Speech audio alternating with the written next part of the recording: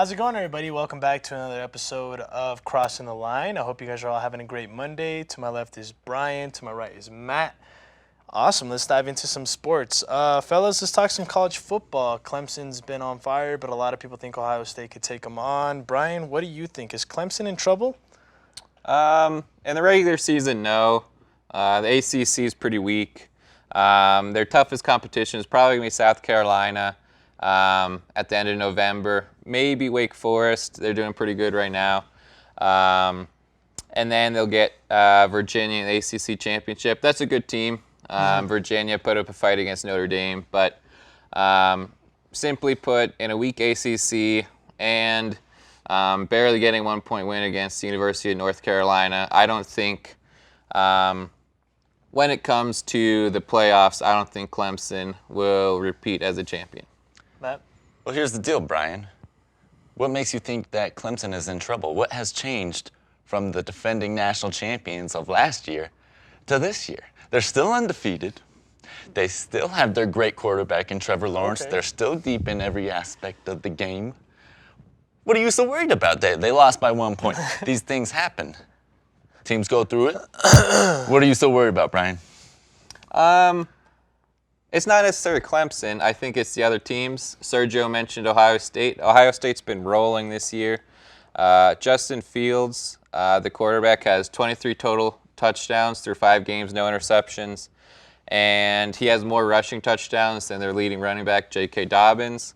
And I think simply this past weekend they went into Nebraska, and a lot of people said Nebraska might have an upset here against Ohio State, and then Ohio State put up 38 in the first half to go up 38-0 at halftime and just rolled Nebraska in Nebraska's stadium. And I think Ohio State hasn't played a close game this year, and I think teams like Ohio State and Wisconsin and even Alabama will give Clemson trouble in the playoff. Who has Ohio State beaten this year that suggests that they're going to have they have a challenge why does that not matter for Ohio State, but it matters for Clemson? Let them know, Matt. I think you mentioned Ohio State hasn't played a real opponent this year, but they've beaten every team by at least 24 points this year. Clemson's been crushing everybody. Clemson won by 1 point against the Except for University of North North Carolina. And I think the teams before that Clemson played before that were not that good of teams, and UNC is a good enough team that I think Clemson will get into trouble when they play schools with Heisman-winning quarterbacks. Well, see, here's what I'm saying is that narrow losses can happen, okay? Last year, Clemson's national championship year, they had narrow losses against Texas A&M and Syracuse. You know, and in 2017 when Alabama won, they had a close loss to Texas A&M, who ended up losing 5 games in 2017, Brian. You know, you can't put all your opinions into one game. Nobody would have said this before last Saturday. Yeah, and I think you're right.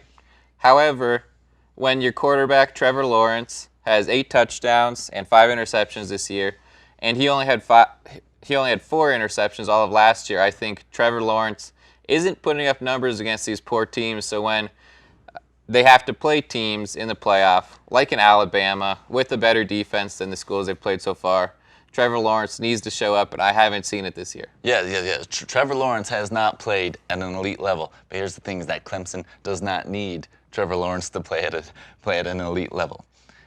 And that's all I'm saying. You know, Alabama has never had the best quarterbacks, but they always win. Yeah, but Alabama's quarterbacks are putting up numbers. You can't tell me Tua only has 8 touchdowns and 5 interceptions this year. This year, I'm saying. But this year, no Alabama's one of quarterback the best from Alabama has ever put up that worse of numbers in the first 5 games. It's the first 5 games. They're undefeated. What more do you need? What more do you need, right? I need to see them play good football against these weaker teams because Alabama will play better teams SEC. Ohio State will play better teams like Wisconsin and Michigan. And Clemson is not going to play that great a competition, and they need to show they can win confidently against these teams to make you confident they can beat Alabama. But what has changed from last year to this year that suggests that they can't beat the teams that they beat last year? They lost a lot of defense in Clemson. A lot of people got drafted, but that's about all, admittedly. But All right. a year's the difference. Before we move on to the next topic, do you guys think the Tigers will, repeat as champions? Are you guys fans of the Clemson Tigers? Like, first of all, like in any way, I know they might not be your first, second, third, but do you guys have any sort of likability towards them? Or Well, I will say this: I hate Trevor Lawrence's hair. I agree. I don't totally care. agree. I'll root for Clemson over Alabama, but I will too. I like Dabo as a coach. I think he's a likable guy. he's very likable. But maybe it's time for a different team other than Clemson or Alabama. That's what to my win the- instincts are telling me. I think this is the year that things are going to change a little bit from the Clemson-Alabama dynamic. But I'd like to see that. yeah. First of all, I like the hat. I think it adds, sort of Thanks, man. pizzazz to the swagger. I thought I needed to change. Right. It makes me look. You look great. You look great. Thank you, Sergio. Thank you. I know you guys are big baseball aficionados. The Dodgers have been hot. Do you guys think anyone in the NL, not even just in the National League, like just in the league in itself, can beat them? I know it's might be still a little bit early or whatever, but how do you feel about that, Matt? But yeah, before we get into the Dodgers, the MLB regular season did end on Sunday. And Brian, didn't you make a bold prediction about how the playoffs would conclude this year a few months ago? Remind me, what was that prediction, Brian? What was that prediction? I said that the New York Mets would win the pennant, and unfortunately man. they did not make the playoffs. I remember that. Yeah, they didn't make the playoffs, did they? Oh, I forgot. No, they that. did not. Yeah. early in the Yeah. playoffs. Do we have video of that? Can we get that? Dude. And the NFL has officially decided to join the NBA and letting children play after OBJ has trashed his former team, the New York Giants. And I'd just like to say the New York Mets are going to win the World Series. That's all I have to say. Shout out Nuggets for bouncing back. Yeah, that was the clip. I said the Mets would win the pennant, That's right, the pennant. and They didn't make they were close. They were close, and it didn't happen this year. Maybe next year. it. Maybe next year. Maybe next year. All right, well, let's get into the actual topic here. I think a lot of great teams in the playoffs this year, and it was very hard for me to make a decision about this. But I think, and I sincerely hope, that the Dodgers will get challenged and the Dodgers will hopefully get eliminated. And I think the best team to do that, Milwaukee Brewers. Milwaukee Brewers or the Atlanta Braves are my teams that I think can challenge the Dodgers more than anyone else. I think the Brewers, before the notable sweep coming from the Colorado Rockies. Shout out to them. Rockies. Let's go Rockies. Shout out. They were one of the hottest teams in baseball, and they have one of the hottest pitching staffs in baseball currently.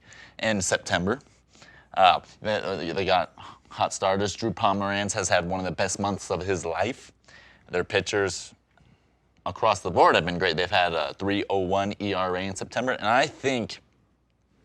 and they are great at winning one-run games, and I think they have a lot of upside going into October. What do you think, Brian? I think that you mentioned previously that teams that do good in the playoffs are teams that go hot in the playoffs. And I think the Brewers have gotten cold.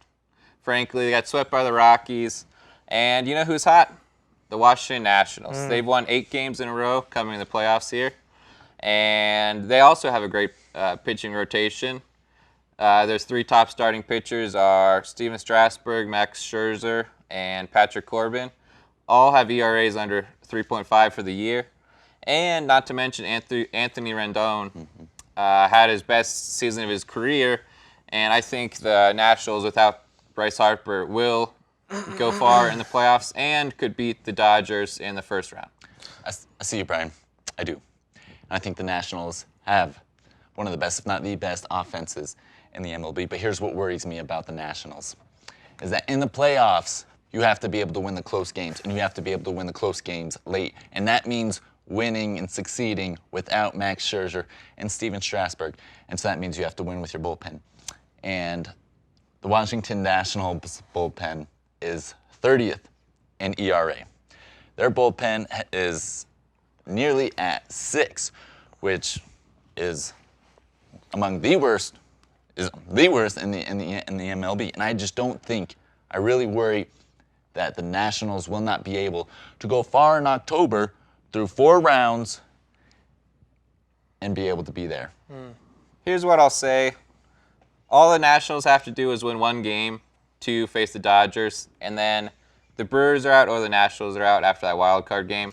So I think either of our predictions could very easily, one starting pitcher loses the game and then their season's over. Another team I'd like to talk about is the St. Louis Cardinals. They have one of these best pitchers ever through the second half of the season after the All-Star game. Jack Flaherty could be a saving grace for the team. He has a .91 ERA as a starting pitcher. That's the 3rd lowest ERA in the second half of the season ever.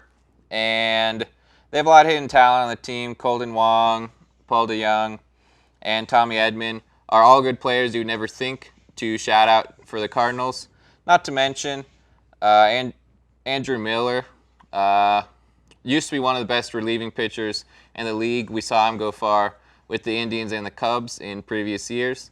He might have lost a little bit of his touch. There's an argument to be said about having those power relievers, how long they can go. But I think the Cardinals are a good enough team to beat the Dodgers. Who are you guys rooting for exactly? Now the playoffs are about to start, kicking off. Who are you rooting for, Matt? Like who's your team in the playoffs where you're 100% sold onto and they're going all the way? I think my team's got to be the Atlanta Braves. I'm still a little bit salty about the Brewers knocking out the Rockies last year. Yeah. Never root for the Yankees or Dodgers. I like Tampa Bay and Oakland, but I've always wanted to see Atlanta be successful. And ever since 1995, that was their last. That was their last World Series, and I really want them to get past that first round, like they never do. And I think that the Braves, are kind of an underdog in this, and they have 97 wins, but they're not really talked about that much. But you know what? They lead the MLB in 1-run wins. They are far and away the best team in high leverage situations and winning those tight games. Right, Brian, who are you Personally, rooting for? In the AL, rooting for the Twins. I've been a Twins fan. Grew up watching Joe Mauer. He was my idol as a kid. They had a franchise record season, 102 wins. Set the MLB record for home runs, and I'm rooting for them. But most of all, I'm just rooting for not a Yankees-Dodgers World Series. That's all we can hope, really. Right. I'm excited. There's obviously a lot that I'm trying to see in baseball, trying to get a little bit more knowledge in it. But I know NFL is going on currently right now, and the defending NFC champions, the Los Angeles Rams, are struggling a little bit. Do you guys think that the Rams have lost any of their magic? Do you guys think there's some area of concern? Before I hand you guys, the keys to the Lamborghini, I want to say is that they lost 55-40 yesterday. They have a depleted Rams defense. They have a short week coming up. They play on Thursday. They have a lot of linebackers. If you offensive linemen, they're kind of out a little bit. They're a little hurt. They're struggling a little bit. Brian, do you think they'll bounce back? Do you think this is just kind of a bump in the road? They'll overcome this adversity? What do you think exactly? I know it's still early in the NFL season. A lot of people tend to worry around this time. What do you think exactly is going to go on with the Rams? What do you think is going on? Do you think they lost their magic, their mojo a little bit? Or? I think they lost a little bit of it. I think the NFL is catching up. And they gave up 55 points to the Buccaneers. Which is, let's be honest, the Bucs are not that good of a team. No, definitely not. Jameis Winston is not a quarterback. That should be putting up 55 on you. And not to mention, I think the biggest thing they're missing is Todd Gurley. Yes, what happened definitely. to Todd Gurley? Yesterday he had 5 rushes for 16 yards against the Buccaneers, and Jared Goff threw 68 passes. No quarterback should be throwing that many passes in a game. And even if you're behind, you got to bounce in the rushing game a little bit. Right. And they had 11 rushes yesterday. And I just think they need to get more balanced and get Todd Gurley back in the game, who used to be one of the best running backs in the game. See, Brian, I just don't understand why you're being so pessimistic today. Maybe it's because of Monday. But you're hating on Clemson, and you're hating on LA, and I just don't like it. And I don't understand what you're so worried about. I also think the jury's still out on the Tampa Bay Buccaneers because I've always believed in the Buccaneers, and I think they can be a good team. I think they're a good team. And putting up 55 points on any team in the NFL is no small accomplishment. No. And the Rams are still top 10 in points, yards, passing yards, total defense, and total offense. And Gurley has not been the healthiest he's ever been in his career. And so that's something to think about. And they still had fairly decisive wins against Carolina, New Orleans, and Cleveland. None of those teams are pushovers. They're not playing the Miami Dolphins.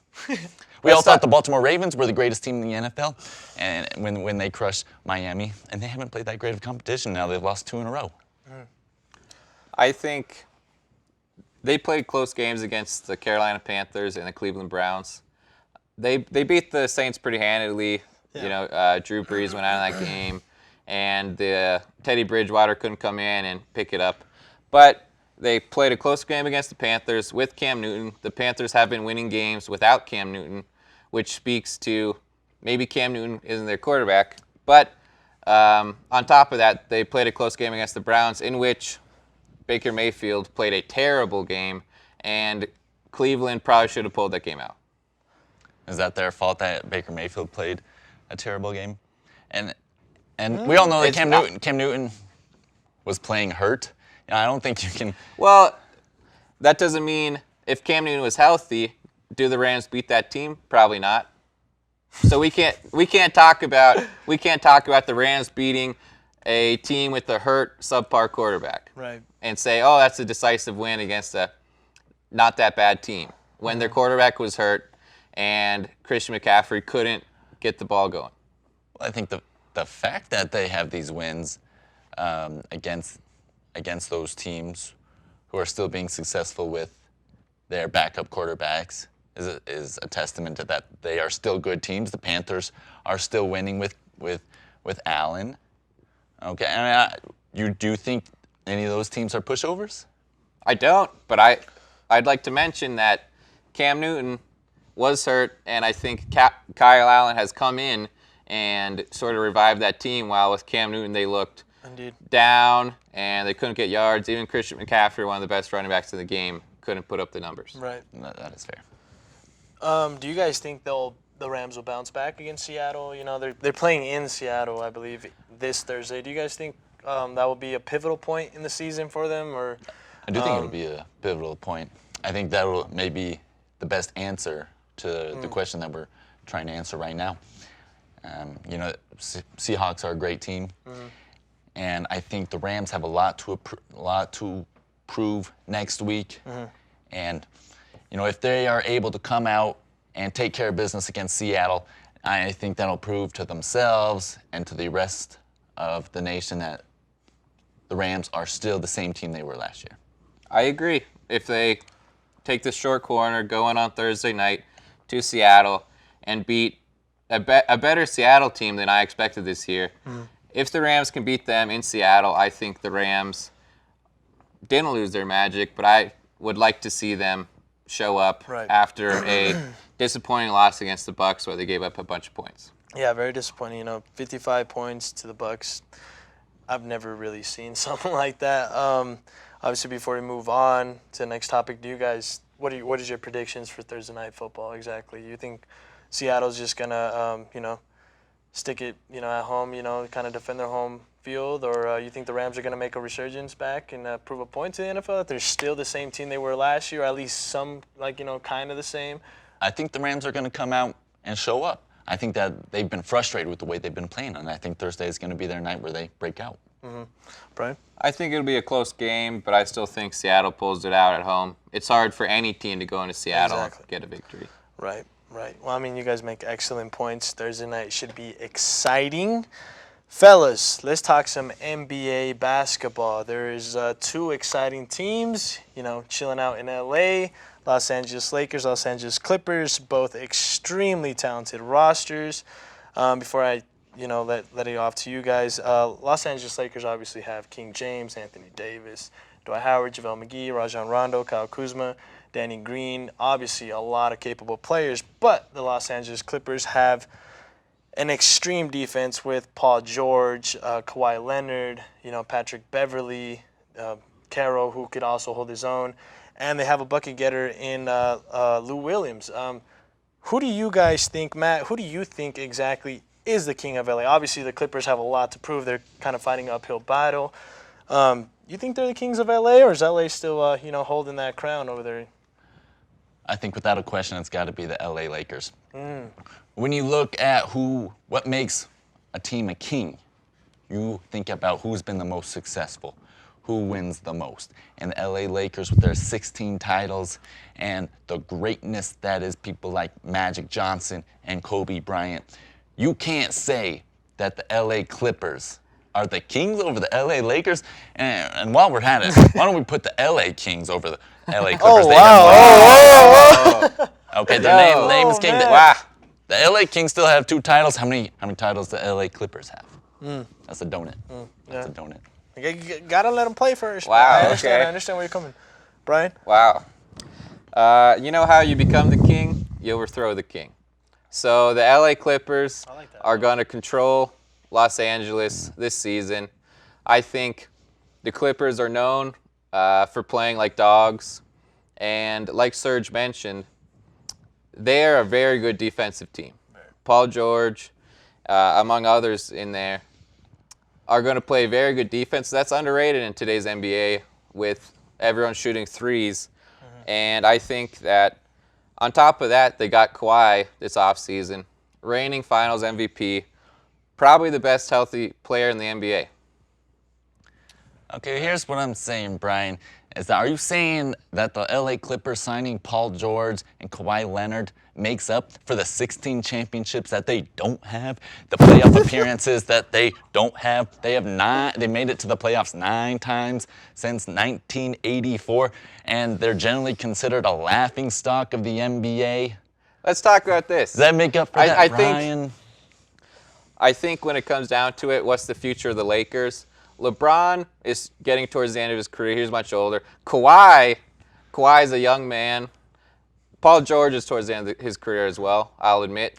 But the Clippers have a young team, and I don't think the future of the Lakers shows that they can continue to keep winning championships.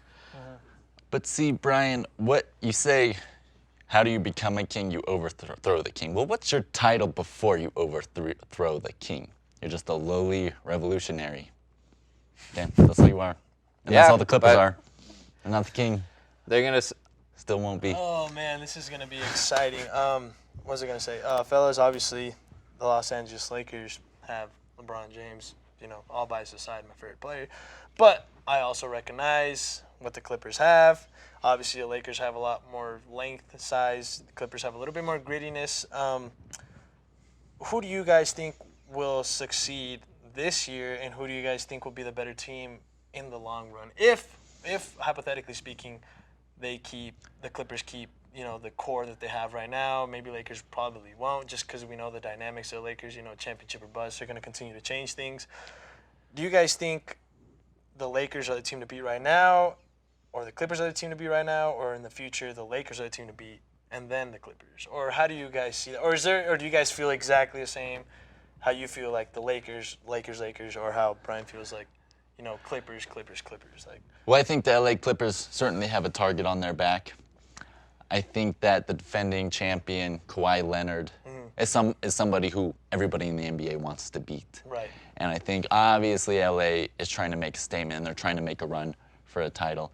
And the LA Lakers, I think, are hungry after a disappointing first season with LeBron.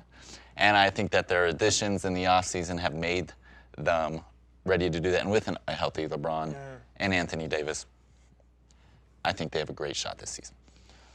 I think that given the variability in the NBA free agency, how much stars are moving these days, it's hard to say what will happen in the future. Right. How long Kawhi will be in Los Angeles, how long LeBron will still be with the Lakers, among other things. So I think the Clippers have the better team right now. I think they're going to be a surprising team. Even though they picked up superstars, they did win 2 games against the Warriors in the playoffs last year. Yeah. So they weren't the worst team in the league last year, and I think adding 2 superstars doesn't make them any worse. Exactly, and adding superstars to your team has never been proved to be successful. You might make the playoffs, but you're never guaranteed a title. We saw how well adding Gordon Hayward and Kyrie Irving worked out for the Celtics. That was not at all.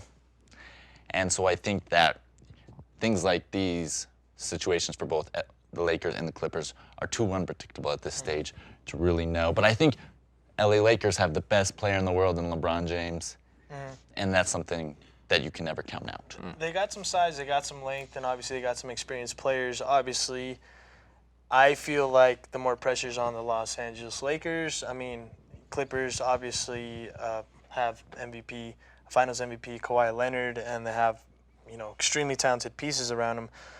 Do you guys agree that the Los Angeles Lakers have a little bit more pressure on them? They obviously second year. If they keep LeBron James, both teams are kind of injury prone, but the Lakers are way more injury prone. We know that LeBron James suffered his big injury, and Anthony Davis, Kyle Kuzma, those guys could stay healthy, and they could, build some camaraderie. I think they might be the team to beat in the West. But it's hard to say. We got to see how the NBA season starts. Matt, obviously, before we shout out, kind of close the episode, what do you think? Well, I think considering the culture surrounding LA and the Lakers and their 16 titles, is that they may not be the most patient of a city, and that they demand victory from LeBron and this team right now, because the Lakers have had too long of a run of being unsuccessful and being poor in the regular season. And I think LA Clippers have never had those expectations, and the Lakers need to start winning now. And the Lakers front office is too much of a mess that they don't have a successful season and keep the fans happy. And this needs to be the year for the Lakers. No question, most pressure is on the Lakers. I agree. I think, to say very shortly, LeBron always has the most pressure on him, any team he's on, and now he's on the Lakers, so the Lakers have the most pressure. Right, I agree with that. Before we close the episode, we're going to give our weekly shout-outs. I'm going to go first. NBA preseason starts Thursday, and I'm excited because October 22nd is when the actual NBA season starts. A lot of great teams to watch, fellas, in the West and in the East. A lot of great talented players, a lot of duos. I feel like this is where the NBA is more balanced. So I think it's going to be exciting.